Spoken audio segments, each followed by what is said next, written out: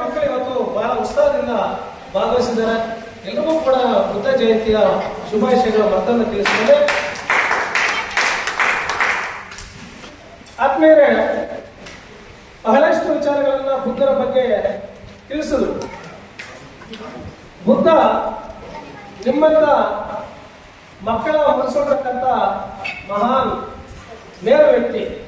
ಮಕ್ಕಳ ಮನಸ್ಸಲ್ಲಿ ಏನು ಕಲ್ಮಶ ಇರೋದಿಲ್ವೋ ಆ ರೀತಿಯಾದಂಥ ಕಲ್ಮಶ ರಹಿತವಾದಂಥ ಮನಸ್ಸನ್ನು ಇಟ್ಕೊಂಡು ಬೆಳೆದು ಜ್ಞಾನಿಯಾದಂಥ ಭಗವಾನ್ ಬುದ್ಧರು ಯಾರೇ ಹೇಳ್ತಾ ಇದ್ರು, ನಮಗೆ ಯಾರು ಉದ್ಧಾರ ಮಾಡೋದಿಲ್ಲ, ನಮಗೆ ನಾವೇ ಗುರುವಾಗಬೇಕು ಅಂತ ಅವರು ಮಾತು ಹೇಳಿದರೆ, ನಿಮಗೆ ನೀವೇ ದಾರಿದೀಪ.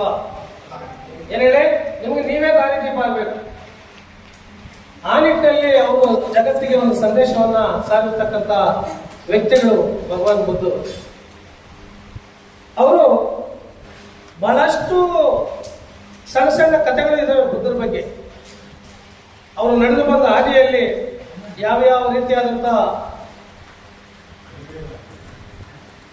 ಬಹಳಷ್ಟು ಸಮಸ್ಯೆಗಳನ್ನು ಎದುರಿಸಿದ್ರು, ಅದಕ್ಕೆ ಹೆಂಗೆ ಪರಿಹಾರ ಕೊಟ್ಟರು, ಸರಳವಾದ ರೀತಿಯಲ್ಲಿ ಯಾವ ಪರಿಹಾರ ಕೊಟ್ಟಿರ್ತಕ್ಕಂಥದ್ದು ಬಹಳಷ್ಟು ನಡೆದು ಬಂದ ಹಾಗೆ ನಾವು ತಿಳ್ಕೊಳ್ಬೇಕಾದ್ರೆ ಅದೊಂದು ದೊಡ್ಡ ಸಾಧನೆ ಅಂತ ಹೇಳ್ಬೋದು. ಭಗವಾನ್ ಬುದ್ಧರು ಆಗಲೇ ರಾಜಮನೆತನದವರು ಅಂತ ಹೇಳಿದ್ರು. ಮನೆ ಬಿಟ್ಟು ಹೋದ್ಮೇಲೆ ಅವರು ಒಂದು ಬೋಧಿ ವೃಕ್ಷದ ಕೆಳಗೆ ಮೊದಲು ತಪಸ್ಸನ್ನು ಮಾಡ್ಲಿಕ್ಕೆ ಹೊರಡ್ತಾರೆ. ಆಗ 28 ದಿನಗಳ ಕಾಲ ಅವರು ತಪಸ್ಸು ಮಾಡ್ತಾರೆ. ಏನು ಆ ತಪಸ್ ಮಾಡುವಂತ ಸಂದರ್ಭದಲ್ಲಿ ನೀರು ಊಟ ಏನು ಇಲ್ಲದೆ ಸುಸ್ತಾಗಿ ಬಿದ್ದೋಗ್ತಾರಂತ. ಮರದ ಕೆಳಗೆ ಮೂರ್ಛೆ ಹೋಗಿ ಬಿದ್ದೋಗ್ತಾರಂತ. ನಡೆಯೋಕ್ಕೂ ಕೂಡ ಎದ್ದೇಳೋಕ್ಕೂ ಕೂಡ ಅವರಿಗೆ ಶಕ್ತಿ ಇರೋದಿಲ್ಲ ಅಂತ ಬುದ್ಧನಿಗೆ.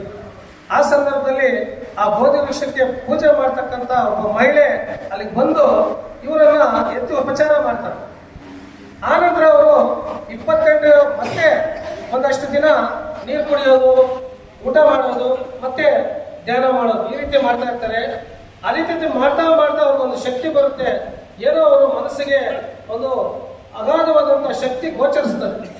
ಆನಂತರ ಅವರು ಯಾವುದೇ ರೀತಿಯ ಅನ್ನ ಆಹಾರ ಸೇವಿಸದೆ ಧ್ಯಾನ ಕುಳಿತುಕೊಳ್ತಾರೆ. ಸುದೀರ್ಘವಾದ ಧ್ಯಾನ ಮಾಡಿದ್ರಿಂದ ಅವರು ಬೋಧಿ ವೃಕ್ಷದ ಕೆಳಗೆ ಅವ್ರಿಗೆ ಜ್ಞಾನೋದಯ ಆಗ್ತದೆ.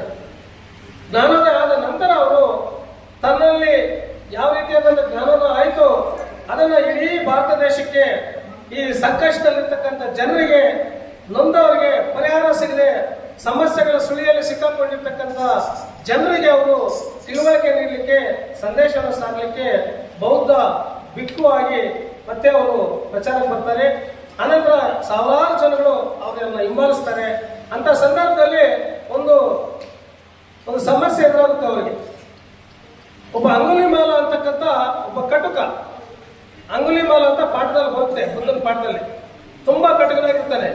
ಕಟುಕ ಅಂದ್ರೆ 99 ಜನರ ತಲೆಗಳನ್ನ ಕತ್ತರಿಸಿರ್ತಾನೆ ಅಂತ ಅಂಗುಲಿಮಾಲ. ಆ ಹೆಸರು ನಿಮ್ಗೆ ಮುಂದೆ ಪಾಠಗಳಲ್ಲಿ ಬರುತ್ತೆ, ನೀವು ಓದ್ಕೋಬಹುದು. ಅಂಗುಲಿಮಾಲ ಅಂತಕ್ಕಂಥ ವ್ಯಕ್ತಿ 99 ಜನರನ್ನ ತಲೆ ಕತ್ತರಿಸಿರ್ತಾನೆ. ಅಂತ ವ್ಯಕ್ತಿ ಬುದ್ಧನ ಅಡ್ಡ ಬರ್ತಾರೆ.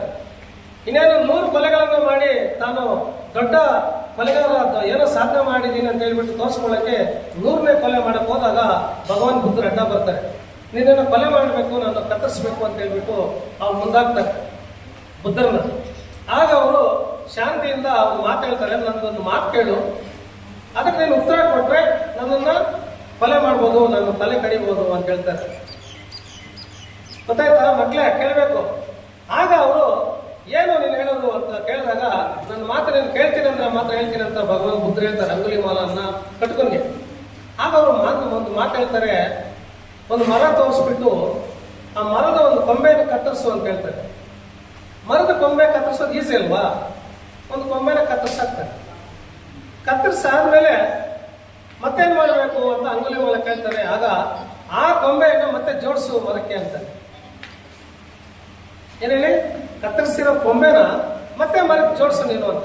ಎಲ್ಲಾಗುತ್ತೆ, ಅದು ಕೆಳಗೆ ಬಿದ್ದೋಗಿದೆ, ಕಟ್ಟಾಗ್ಬಿಟ್ಟಿದೆ, ಅದು ಜೋಡ್ಸಕ್ಕಾಗೋದಿಲ್ಲ, ಸಾಧ್ಯನೇ ಇಲ್ಲ ಅಂತ ಅಂಗುಲಿಮಾಲ ಹೇಳ್ತಾರೆ. ಆಗ ಭಗವಾನ್ ಬುದ್ಧರು ಹೇಳ್ತಾರೆ, ಒಬ್ಬ ವ್ಯಕ್ತಿಯ ತಲೆಯನ್ನು ಕತ್ತರಿಸಾದ್ಮೇಲೆ ಅವನ ಬದುಕಿಸಕ್ಕೆ ನಿನ್ನ ಕೈಲಾಗುತ್ತಾ? ಹಾಗಿದ್ರೆ ನೀನು ಕೊಲೆ ಮಾಡಬೇಕು. ಒಬ್ಬ ಮನುಷ್ಯನ ಬದುಕಿಸಕ್ಕಾಗಿಲ್ಲ ಅಂದಮೇಲೆ ಒಬ್ಬ ಮನುಷ್ಯನ ಸಾಯಿಸ್ಲಿಕ್ಕೆ ನಿನಗೆ ಏನು ಹಕ್ಕಿರುತ್ತೆ ಅಂತಂದಾಗ ಆವಾಗ ಅವನು ಆ ಕತ್ತಿನ ಬಿಸಾಕ್ಬಿಟ್ಟು ಬುದ್ಧನ ಪಾದಕ್ಕೆ ಶರಣಾಗಿ ಅಲ್ಲಿಂದ ಈಚೆ ಬುದ್ಧನ ಅನುಯಾಯಿಯಾಗಿ ಆತ್ಮ ಕೂಡ ಬೌದ್ಧ ಧರ್ಮನ ಪ್ರಚಾರ ಮಾಡಲಿಕ್ಕೆ ಅವರಿಂದ ಹೋಗ್ತಾರೆ.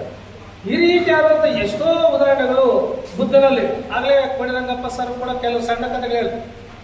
ಮತ್ತೆ ಇನ್ನೊಬ್ರು ಒಬ್ಬ ತಾಯಿ ಇಬ್ಬರು ಮಕ್ಕಳಿರ್ತಾರೆ. ಒಬ್ಬ ಮಗಳು ಹಪ್ಪಳ, ಸಂಡಿಗೆ, ಚಕ್ಲಿ ತಯಾರು ಮಾಡ್ಕೊಂಡು ಮಾರಾಟ ಮಾಡಿ ಜೀವನ ಮಾಡ್ತಾ ಇರ್ತಾಳಂತೆ. ಇನ್ನೊಬ್ಬ ಮಗಳು ಛತ್ರಿಗಳನ್ನ ತಯಾರು ಮಾಡಿ ಮಾರಾಟ ಮಾಡಿ ಜೀವನ ಮಾಡ್ತಾರೆ ಇಬ್ಬರು ಮಕ್ಕಳಲ್ಲಿ. ಆಗ ಬೇಸಿಗೆ ಕಾಲ ಬರುತ್ತೆ. ಬೇಸಿಗೆ ಕಾಲ ಬಂದಾಗ ಒಬ್ಬ ಮಗಳ ಬಗ್ಗೆ ಯೋಚನೆ ಮಾಡ್ತಾಳೆ ತಾಯಿ. ಏನು, ಬೇಸಿಗೆ ಕಾಲದಲ್ಲಿ ಮಳೆ ಬರಲ್ವಲ್ಲ, ಮಳೆ ಬಂದಿದ್ರೆ ಛತ್ರಿಗಳು ಯಾರು ತಗೊಂತಾರೆ ಅಲ್ವಾ? ಮಳೆ ಬಂದ್ರೆ ಜಾಸ್ತಿ ಛತ್ರಿಗಳು ವ್ಯಾಪಾರ ಆಗೋದಲ್ವಾ? ಹಾಗಿದ್ದಾಗ ಪಾಪ ಎಷ್ಟು ಕಷ್ಟದಲ್ಲಿದ್ದಾಳೋ ನನ್ನ ಮಗಳು, ಹೆಂಗ್ ಜೀವನ ಮಾಡ್ತಾಳಂತ ಅವ್ರ ಚಿಂತೆನೇ ಕೊರ್ತಾ ಇರ್ತಾಳಂತೆ. ಕೊರ್ಗೆ ಸಣ್ಣಗಾಗಿ ಹೋಗ್ತಾಳೆ. ಅಕ್ಕಪಕ್ಕದ ಮಂದಿಯವರು ಯಾರು ಹೇಳಿದ್ರು ಕೂಡ ಕೇಳೋದಿಲ್ಲಂತೆ. ನನ್ನ ಮಕ್ಳು ಏನಾಗಿದ್ದಾರೆ. ಮಳೆಗಾಲ ಹೋದ್ಮೇಲೆ ಬೇಸಿಗೆ ಕಾಲ ಹೋದ್ಮೇಲೆ ಮಳೆಗಾಲ ಬರುತ್ತೆ. ಮಳೆಗಾಲ ಬಂದಾಗ ಛತ್ರಿಗಳು ಚೆನ್ನಾಗಿ ವ್ಯಾಪಾರ ಆಗ್ತವೆ, ದೊಡ್ಡ ಮಗಳು ಚೆನ್ನಾಗಿರ್ತಾಳೆ. ಆದ್ರೆ ಚಿಕ್ಕ ಮಗಳು ಹಪ್ಪಳ, ಸಂಡಿಗೆ, ಚಕ್ಲಿ ಮಾರಾಟ ಮಾಡ್ಕೊಳ್ಳಲ್ವಾ, ಬಿಸಿಲು ಕಾಯೋದಿಲ್ಲ, ಒಣಗಾಕೋಕೆ ಆಗಲ್ವಲ್ಲ, ಮತ್ತೆ ಹೆಂಗ್ ಜೀವನ ಮಾಡ್ತಾಳೆ ಪಾಪ, ಯಮನಿಗೆಲ್ಲ ಕಷ್ಟ ಅಂತ ಅದನ್ನೇ ಚಿಂತೆ ಮಾಡಿಕೊಂಡು ಕೊರಗಿ ಸಣ್ಣಗಾಗಿ ಹೋಗ್ತಾಳೆ. ಯಾರೇ ಎಷ್ಟೇ ಜನ ಹೇಳಿದ್ರು ಕೂಡ ಆ ಯಮನು ಬದಲಾಗೋದಿಲ್ಲಂತೆ. ಕೊನೆಗೆ ಯಾರೋ ಒಬ್ರು ನೀವು ಬುದ್ಧನ ಹತ್ರ ಹೋಗಿ ಒಂದು ಪರಿಹಾರ ಕೇಳಿ ಅಂತ ಹೇಳ್ಬಿಟ್ಟು ಆಮೇಲೆ ಕಳಿಸ್ತಾರೆ ಬುದ್ಧನ ಹತ್ರ. ಇವ್ರು ಹೋಗ್ಬಿಟ್ಟು ಈ ರೀತಿ ದೊಡ್ಡ ಮಗಳು ಬೇಸಿಗೆ ಕಾಲದಲ್ಲಿ ಛತ್ರಿಗಳು ಮಾರಾಟ ಮಾಡೋಕ್ಕಾಗಲ್ಲ, ಚಿಕ್ಕ ಮಗಳು ಮಳೆಗಾಲದಲ್ಲಿ ಹಪ್ಪಳ, ಸಂಡಿಗೆ, ಚಕ್ಲಿ ಮಾರಾಟ ಮಾಡೋಕ್ಕಾಗಲ್ಲ, ಇದರಿಂದ ಅವ್ರ ಜೀವನ ಏನಾಗ್ತದೋ ಅನ್ನೋ ಚಿಂತೆ ಆಗ್ಬಿಟ್ಟಿದೆ ಅಂತ ಹೇಳ್ಬಿಟ್ಟು ಆ ಸಮಸ್ಯೆನ ಹೇಳ್ಕೊಳ್ತಾರೆ. ಆಗ ಯೋಚನೆ ಮಾಡಿ ಬುದ್ಧರು ಅವ್ರಿಗೊಂದು ಉಪಾಯನ ಹೇಳ್ತಾರೆ. ನೋಡಮ್ಮ, ಬರೀ ವ್ಯಾಪಾರ ಆಗೋದಿಲ್ಲ ಅಂತ ಹೇಳ್ಬಿಟ್ಟು ಚಿಂತನೆ ಮಾಡಿ ಕೊಡ್ತಾ ಇದೆಯಲ್ಲ, ಮಳೆಗಾಲದಲ್ಲಿ ಛತ್ರಿಗಳು ಚೆನ್ನಾಗಿ ವ್ಯಾಪಾರ ಆಗ್ತಾವಲ್ಲ, ಅದರಿಂದ ನೀನು ಯೋಚನೆ ಮಾಡೋ ಶಕ್ತಿನ ಬದಲಾಯಿಸ್ಕೋಬೇಕು, ಯೋಚನೆ ಮಾಡೋ ಮನಸ್ಸನ್ನು ಬದಲಾಯಿಸ್ಕೋಬೇಕು. ನೀನು ಕೊರಗೋಕ್ಕಿಂತ ಮಳೆಗಾಲದಲ್ಲಿ ಛತ್ರಿಗಳು ಚೆನ್ನಾಗಿ ವ್ಯಾಪಾರ ಆಗ್ತವೆ, ಆಗ ನನ್ನ ಚಿಕ್ಕ ಮಗಳು ಚೆನ್ನಾಗಿರ್ತಾಳೆ, ಸುಖವಾಗಿರ್ತಾಳೆ ಅಂತ ಖುಷಿ ಪಡ್ಬೋದಲ್ವಾ? ಆಮೇಲೆ ಬೇಸಿಗೆಯಲ್ಲಿ ಇನ್ನೊಬ್ಬ ಮಗಳು ಹಪ್ಪಳ, ಸಂಡಿಗೆಗಳು ಮಾರಾಟ ಮಾಡಿ ಒಣಗಿಸಿ ಮಾರಾಟ ಮಾಡ್ತಾಳೆ, ಅದ್ರಲ್ಲಿ ಚೆನ್ನಾಗಿ ವ್ಯಾಪಾರ ಆಗುತ್ತೆ, ವರ್ಷ ಪೂರ್ತಿ ಜೀವನ ಮಾಡ್ಬೋದು ಅಂತ ಖುಷಿ ಪಡ್ಬೋದಲ್ವಾ ಅಂತ ಹೇಳ್ಬಿಟ್ಟು ಏನದು ಪಾಸಿಟಿವ್ ಥಿಂಕಿಂಗ್ ಮಾಡ್ಬೇಕು. ಯಾವತ್ತು ನಾವು ನೆಗೆಟಿವ್ ಥಿಂಕ್ ಮಾಡಬಾರ್ದು ಅಂತಕ್ಕಂಥ ಒಂದು ಸಂದೇಶವನ್ನ ಬುದ್ಧರು ಅವ್ರು ಕೊಟ್ಟಾಗ ಅಮ್ಮ ಹೌದಲ್ವಾ, ಮಳೆಗಾಲದಲ್ಲಿ ಚಿಕ್ಕ ಮಗಳು ಚೆನ್ನಾಗಿರ್ತಾಳೆ, ಬೇಸಿಗೆಯಲ್ಲಿ ದೊಡ್ಡ ಮಗಳು ಚೆನ್ನಾಗಿರ್ತಾರೆ, ಆ ವರ್ಷ ಪೂರ್ತಿ ಸಂಪಾದನೆ ಆಗಿರೋದನ್ನ ಅದನ್ನ ಹಂಚಿಕೆ ಮಾಡ್ಕೊಂಡು ಜೀವನ ಮಾಡ್ಬೋದಲ್ಲ, ಅವರು ಖುಷಿಯಾಗಿರ್ತಾರಲ್ವಾ, ನಾನೇ ಕೊರಗಬೇಕು ಅಂತೇಳಿ ಅಲ್ಲಿಂದಾಚೆ ಅಮ್ಮ ಬುದ್ಧರ ಸಂದೇಶವನ್ನ ಅರ್ಥ ಮಾಡಿಕೊಂಡು ತನ್ನ ಯೋಚನಾ ದಿಕ್ಕನ್ನು ಬದಲಾಯಿಸ್ಕೊಳ್ತಾರೆ. ಅದರಿಂದ ನಾವು ನಮ್ಮ ಕೈಲಿ ಏನೂ ಆಗೋದಿಲ್ಲ ಅಂತ ನೆಗೆಟಿವ್ ಆಗಿ ಯಾರು ಥಿಂಕ್ ಮಾಡಬಾರ್ದು. ನಾವೆಲ್ಲರೂ ಕೂಡ ಪಾಸಿಟಿವ್ ಆಗಿ ಥಿಂಕ್ ಮಾಡಬೇಕು. ನಮ್ಮ ಕೈಲಿ ಆಗದೇ ಇದ್ದದನ್ನ ಕೂಡ ನಾವು ಸಾಧನೆ ಮಾಡ್ತೀವಿ, ಸಾಧನೆ ಮಾಡೋ ಶಕ್ತಿ ನಮ್ಮಲ್ಲಿದೆ, ಆ ಶಕ್ತಿನ ನಾವು ಬೆಳೆಸ್ಕೋಬೇಕು ಅಂತಕ್ಕಂಥ ಒಂದು ಆಲೋಚನಾ ಶಕ್ತಿಯನ್ನ ತಾವು ಮಾಡಬೇಕು. ಮುಂದಿನ ಬುದ್ಧರ ದಾರಿ ಏನಿದೆ ಅದನ್ನ ನಾವು ನೆನಪಿಸ್ಕೊಳ್ಬೇಕು. ಮತ್ತೆ ಮಹಿಳೆಯರಿಗೂ ಕೂಡ ಬಹಳಷ್ಟು ಬೌದ್ಧ ಭಿಕ್ಕುಗಳನ್ನ ಮಾಡಿದ್ದಾರೆ ಬುದ್ಧರು. ಅವರು ಇನ್ನೂ ಬಹಳಷ್ಟು ಇದಾವೆ, ಯಾಕಂದ್ರೆ ಸಮಯ ಅಭಾವ ಇರೋದ್ರಿಂದ ಮುಂದಿನ ದಿನಗಳಲ್ಲಿ ನಿಮ್ಗೆಲ್ಲ ತಿಳಿಸ್ಲಿಕ್ಕೆ ಪ್ರಯತ್ನ ಮಾಡ್ತೇವೆ. ಆ ನಿಟ್ಟಿನಲ್ಲಿ ಇವತ್ತು ಬುದ್ಧ ಜಯಂತಿ ಬಹಳ ಅರ್ಥಪೂರ್ಣವಾಗಿದೆ. ಅದೇ ರೀತಿ ಕಾರ್ಮಿಕರು ಕೂಡ ಈ ನಮ್ಗೆಲ್ಲ ಶ್ರಮಿಕ ಶಕ್ತಿ ಬಹಳ ಮುಖ್ಯ. ಕಾರ್ಮಿಕರಿದ್ರೇನೆ ಈ ದೇಶ ಉಳಿಯೋದು ಅಂತ ಕಾರ್ಮಿಕರ ದಿನಾಚರಣೆ ಇರೋದ್ರಿಂದ ಕಾರ್ಮಿಕರನ್ನ ಕೂಡ ನಾವು ನಿಲ್ಸ್ಕೋಬೇಕು. ನಮ್ಮ ಊರುಗಳಲ್ಲಿ ಕೆಲಸ ಮಾಡೋರೆ ಬಹಳ ಮುಖ್ಯ ಅಲ್ವಾ? ಕೆಲಸ ಮಾಡದೇ ಇದ್ರೆ ನಮ್ಗೆಲ್ಲಿ ಊಟ, ಅನ್ನ ಏನು ಸಿಗೋದಿಲ್ಲ.